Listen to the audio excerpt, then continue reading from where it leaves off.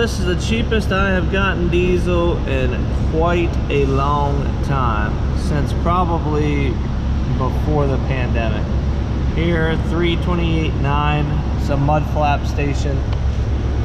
I'm down in Athens, Tennessee, and I just got diesel for $3.07. There's a couple locations I've seen that have diesel for $2.99 with mud flap around here. Just a little off the interstate, but that's the cheapest I've seen since probably since before the pandemic. I say that, but I think at one point, I may be wrong, I think when me and my wife moved in together, I want to say, coming from Pennsylvania, I was always used to higher fuel prices, but I'm pretty sure when I moved in with her, that fuel was $2.99, but it didn't last long. It was really, really high. It came down to $2.99, and I think it went back up again. Now that same station, I think, is $3.85 to $4.09 average, but just hit 277,000 miles on the truck. I'm putting in on my I use the app Fuely to put in all my fuel and maintenance and repairs. Let's see, I've been using Fuely for 167,000 miles on this truck, so pretty much since I got it. And it's cost me $80,000 to run this truck, between fuel and service and maintenance and repairs. So I got about another hour down to this dealership, and then I've got my appointment set up depending on how long it takes me to get around Atlanta, which I'm not really excited about today, but it is what it is. I'll get around Atlanta and get picked up somewhere maybe 9:30, 10 o'clock this morning. And this is the reality of picking up a Copart sometimes. I've been here for over an hour, and I have yet to even get called to the office. So let's check their app and see what my estimated wait time is now. Estimated wait time now is 22 minutes. It said an hour is what it said when I got here. Like I said, it's been over an hour, so we sit here, and the worst part is I wish I could take a nap or something, but I don't want to miss the guy. I don't know if they're gonna bring this truck out. I don't know if this truck runs and drives. Let's check the listing here and see what it says, because I'm pretty sure it's a crew cab long bed, so I don't think they're gonna load it, which is fine. It's not all banged up, not terribly.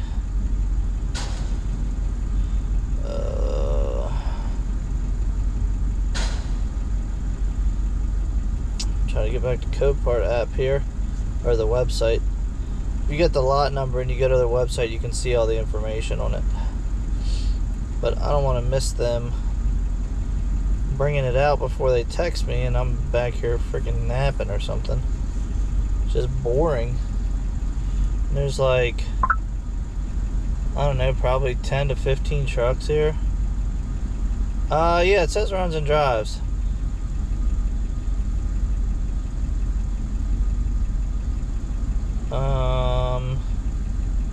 This vehicle started under its own power with the use of an external jump box, was put into gear and moved forward.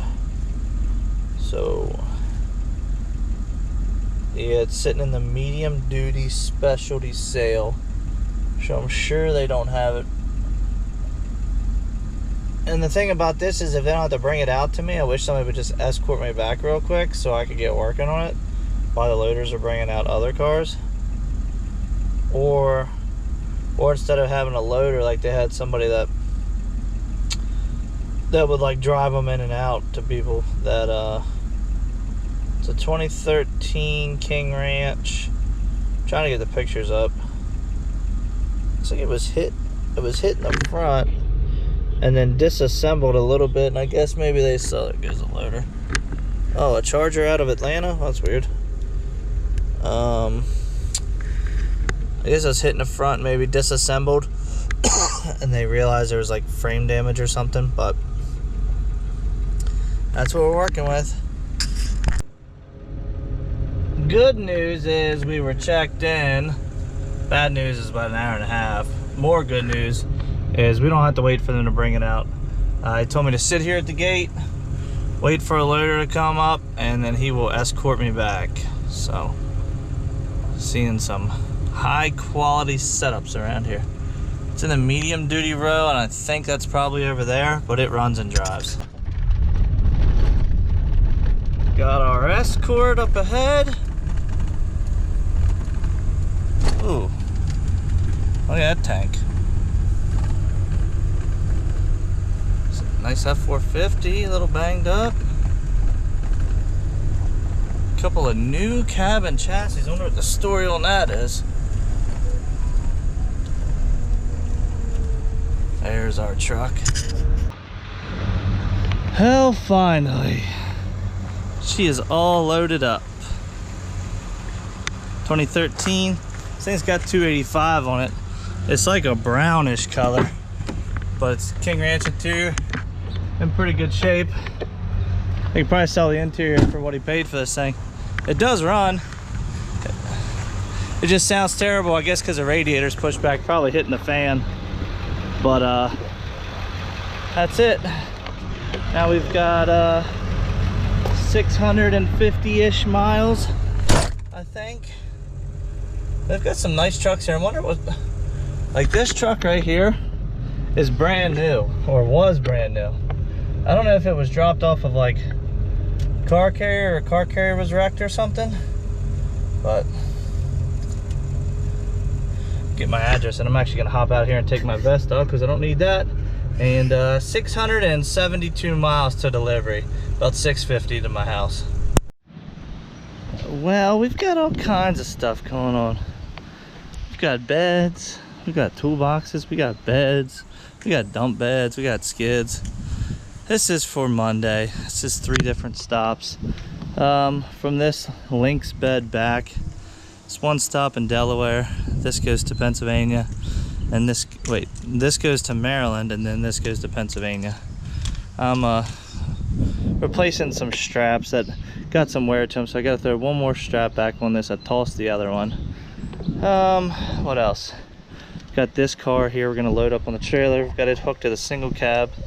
Gotta put the fan shroud back on that. Just been kind of letting it idle, double checking all the work on it. I'll service my lawnmower. Got all kinds of stuff going. We're gonna finally get this delivered. The gentleman who owns this, I think he said he broke his back, so I always bring it here and then he comes and gets it from me, or he's got a really nice enclosed trailer, but since he's hurt, he lives down in the city, so I'm gonna run this thing down early tomorrow on a Saturday so I don't have to deal with any traffic. So we're gonna get it winched up on here. I'm gonna see if I can get it started with my big jump box, because I'm gonna have to either run a snatch block to this trailer from that trailer and pull this up on, or find I have another winch somewhere that has a synthetic rope on it. It's a smaller winch, but I don't know where it is. I don't know. Maybe no, it's around here somewhere. I thought maybe I put it in the big enclosed, but that's a different winch. So I'll see if I can get this Triumph started, and then I'm just kind of maintenance. It's nice out right now. I'm just kind of doing I know it's windy, so I'm sorry. I'm just kind of doing a maintenance and you know, get everything ready for next week type of deal. I don't know how next week's gonna turn out. I don't want that much work because I have things to get done, but kind of trying to set the following week up for maybe a long run, maybe like a 4 or 5 nights out, and make a bunch of money, and then take the week after that off again, or take a couple days off that week. It's kind of how I'm trying to run now. Just trying to spend more quality time with the kids. My son's been out here. We changed the oil in the mower, we scraped the deck, we mowed probably about an acre of grass. Oil change, air filter on the mower. I didn't do it this spring. Kind of just got it out and started using it and didn't ever service it. So figure before we get too busy, I'll get that done. But see if I can't find the winch or get this thing started. And I'm gonna be really surprised if it's sat this long after I couldn't get it running and it just like fires right up or something. Well, we are out and about. Back in the single cab. Low coolant lights on. I've been topping it off since I did that work to just kind of getting the air out of it, but everything's running good. And I've got a Triumph in tow finally. I'm gonna get he'd already pretty much paid for the transport, but he told me he'd pay me for some storage, so a couple $100. I'll get this down to his house, put it in his driveway, and this is an enjoyable rig to drive for stuff like this. So I'm going down to like the city in Virginia, and it's tight. I mean, it's not impossible to get a big trailer in there, but not to back into his driveway and unload it.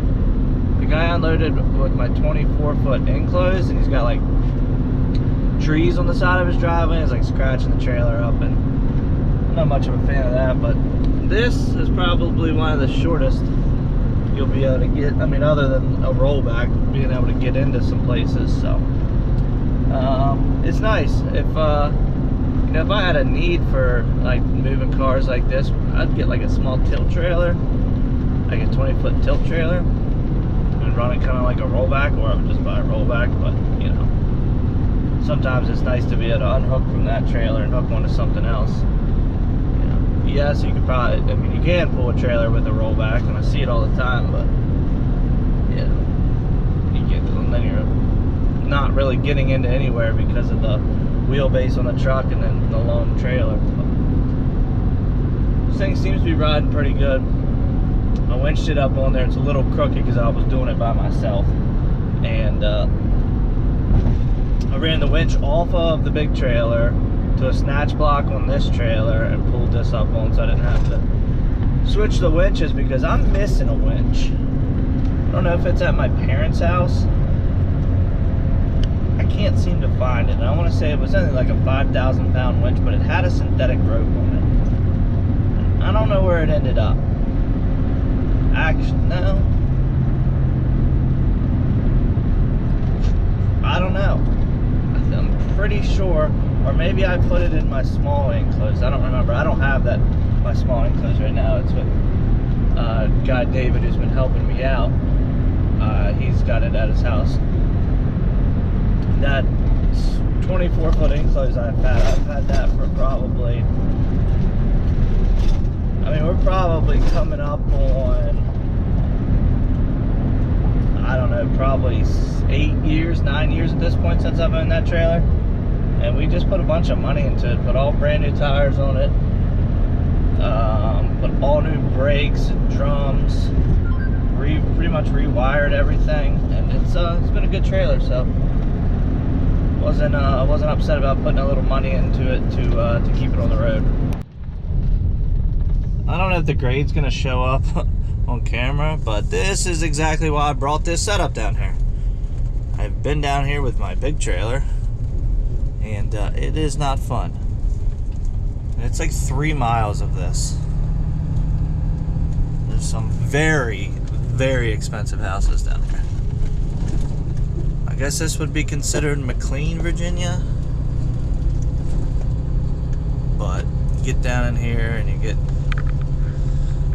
twisting and turning. Some idiot planted bamboo at some point. That is not good. Bamboo grows and grows and grows, and you cannot get rid of it. They have it all like cut back. It's overhanging the road. But it gets a little tight into here, and then I'm gonna turn the camera off. But look at this house here to the left. How does that look like like Fort Knox?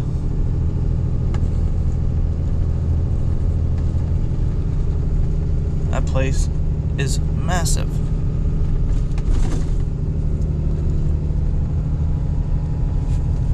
And then I got it back. There's another big house.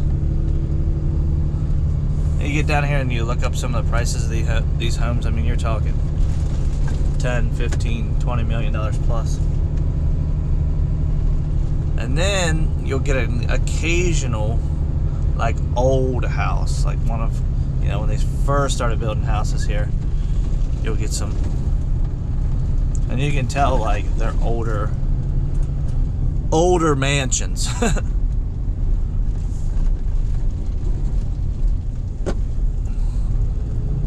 Really wouldn't want to bring anything bigger down here than I need to.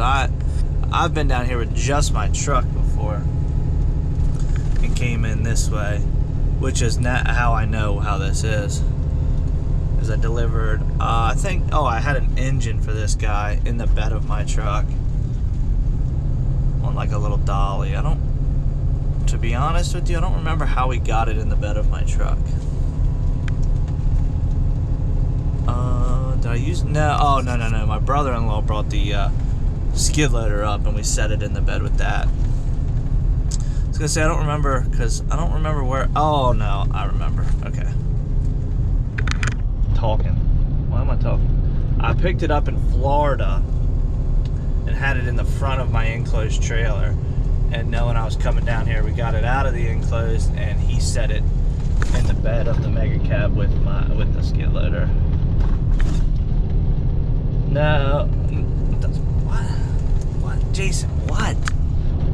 Why does it matter? It wasn't the skid loader, it was the loader tractor. Why does that matter? People on YouTube don't care. All they know is it got in the bed of the truck. I got all kinds of construction going on down here too. So it gets a little funky. But you got these houses that sit right. It's weird because their driveway's in the back, but the front of their house is facing the road. This really isn't what I thought I'd be doing. Would be riding around in this truck again. But I've got the small flatbed back there and have just a single truck bed to deliver. I don't know if I'm gonna deliver it or I'm gonna get some help. I'm just gonna get it on this small trailer. I think it's like 8 foot, 800 pounds. It might even be one of those dump inserts if that's what it weighs. I'm not sure. We'll see when we get there. Just kind of came up as of yesterday, and just they need it for this week. Well, I had some other things planned for this week that kind of fell through, which I never take deposits from people unless I feel like if they wanna give a deposit when they're trying to book like 3 or 4 months out or whatever, you know, say they're like, well, this is when we're going from Jersey back to Florida, or if they're a new customer. My regulars that I snowbird for, they don't pay deposits, but it's things like this that I see why people take deposits, because it's like I've been on this for 2 weeks or so, and you know, just last minute they canceled. And it's like, well, I had 3 to 4 days blocked off to accommodate your 2 days of shipment, plus 2 days for me to get something to come home. There's a couple of old trucks sitting here at the local auto auction. There was always this nice red Dodge 3rd gen dually that had like 19.5s on it. Had like full painted like running boards, and it was all done up nice. There's a silver one there now. It's got the same stuff, so I don't know if you painted it from red to silver. Anyways, that truck's always been there. It always has like chrome wheels on the trailer. It's got a wedge. That was a good looking setup, but the guy's local because he always hauls that out at a little auction. Anyways, so I was like, I had the 4 days blocked off for this customer, and one of those last minute things, and you know, people, once they pay a deposit, not saying I wouldn't make it a non-refundable deposit, it's kind of, they're more serious. Like,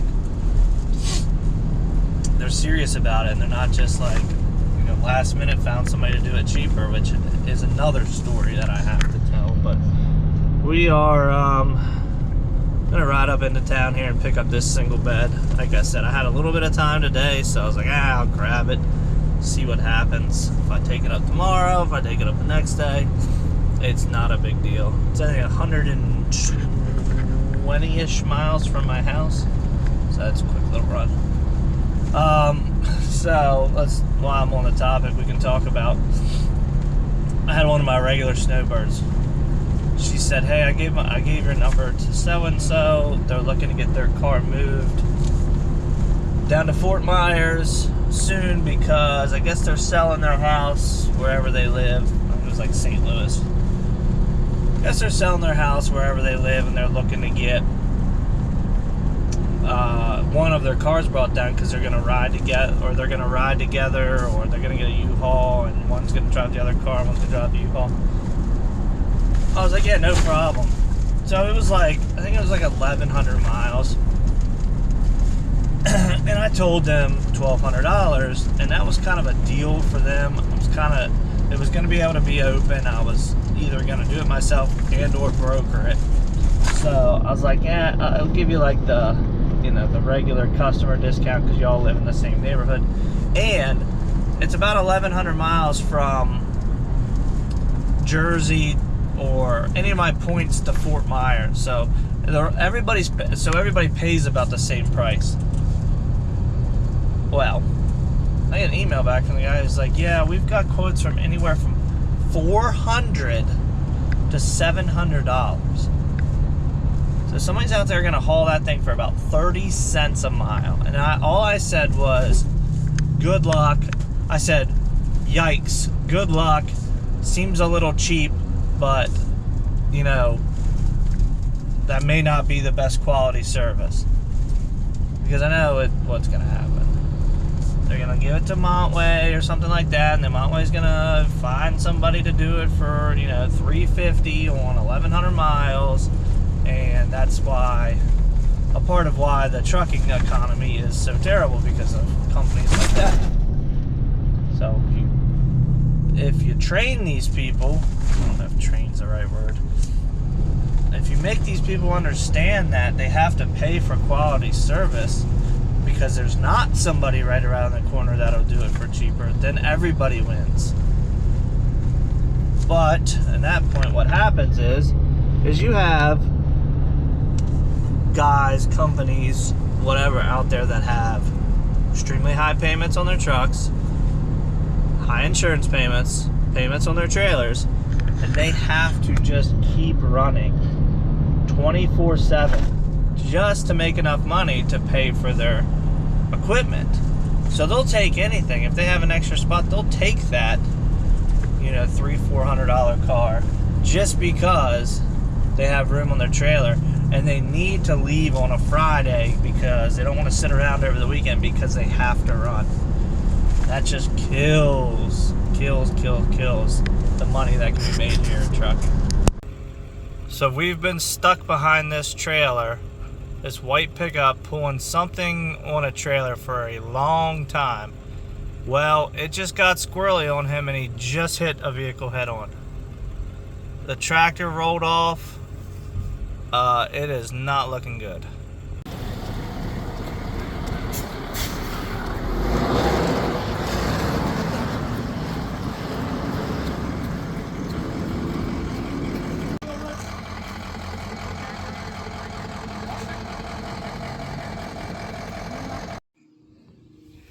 On our list of projects, we have cleaning this trailer up, getting some paint on it. You see him knocking the rust off of it. Gonna pretty much repaint everything that's got, like the front there. Oh, this is tore up from the salt.